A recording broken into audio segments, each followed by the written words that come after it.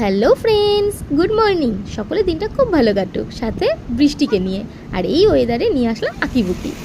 সকাল থেকেই কখনো এত জোরে বৃষ্টি হচ্ছে, আবার এই রোদ উঠে যাচ্ছে। আর এইরকম ওয়েদার দেখলে ছোটোবেলায় বলে রাখতাম যে শিয়ালের বিয়ে হয়েছে, কি তোমরাও তো বলতে। তো যাই হোক, একটা তালমিছরি কৌটো পড়েছিল, তা সেটাকে কাজে লাগাবো বলে রং তুলি নিয়ে বসে পড়লাম। আর এই দেখো, পিঁপড়েরা ডিমগুলোকে বাঁচানোর জন্য এদিক থেকে ওদিক ছুটে বেড়াচ্ছে। কি ভালোই না লাগে না বলো দেখতে। তো যাই হোক, এই বলতে বলতে আমার রঙটা কমপ্লিট, দেখে নাও। হ্যাঁ, এইটা আমি একদিনে করিনি, 2-3 দিন টাইম লেগেছে, কারণ এই ওয়েদারে শুকোতে একটু টাইম লাগছে।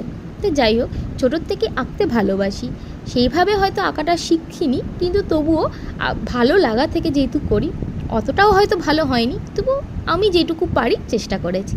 এটাকে কি কাজে লাগিয়েছি দেখো, এটাকে কাজে লাগিয়েছি টব হিসাবে, গাছ লাগিয়েছি। তা পড়ে থাকা জিনিসগুলোকে যদি এইভাবে কাজে লাগানো যায়, কতটাই না ভালো লাগে বলো। আর যখন নিজের হাতে কিছু করা হয়, তা আমার তো খুব ভালো লাগছে। তোমাদের কেমন লাগছে অবশ্যই জানিও। টাটা।